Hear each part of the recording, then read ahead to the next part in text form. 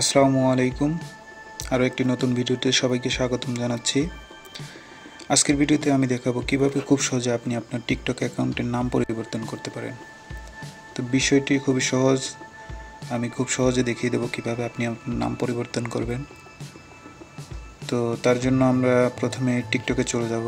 টিকটকে এসে আমরা এই যে ডান সাইডের নিচে একটা প্রোফাইল একটা অপশন আছে, এখানে ক্লিক করে দেব। প্রোফাইল অপশনে ক্লিক করে দিলে আপনার অ্যাকাউন্টটি এখানে দেখাবে এবং এখানে অনেকগুলো অপশন পাবেন। তো এখান থেকে আমরা সর্বপ্রথম যে এই যে এখানে এডিট প্রোফাইল আছে, এডিট প্রোফাইলে ক্লিক করে দেব।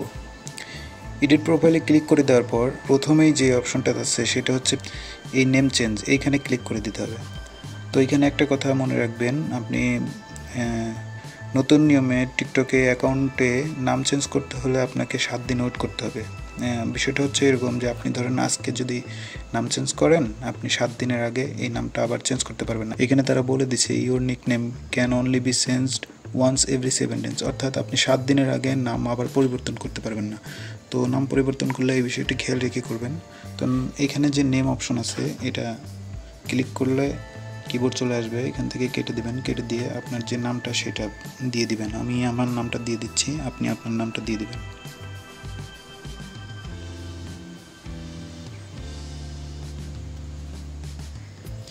তো দেখুন আমি আমার নামটা বসিয়ে ফেলেছি এবং আপনার কাজ মূলত শেষ। এখন জাস্ট সেভ করতে হবে। এই যে সেভ আইকন আছে উপরে ডান পাশে, সেভে ক্লিক করলেই আপনার একটা কনফার্মেশন চাইবে, আপনি কনফার্ম করে দিবেন। কনফার্মে ক্লিক করলে আপনার নামটা চেঞ্জ হয়ে যাবে। দেখতে পাচ্ছেন আমি দেখিয়ে দিচ্ছি যে এখানে এই যে নেমটা আমি চেঞ্জ করে দিছি। তো ভিডিওটি যদি ভালো লাগে অবশ্যই একটি লাইক, কমেন্ট এবং শেয়ার করবেন। টিকটক সম্পর্কে যে কোনো ধরনের সমস্যা হলে জানাতে পারেন, অবশ্যই চেষ্টা করব সেই বিষয়টি নিয়ে ভিডিও করার।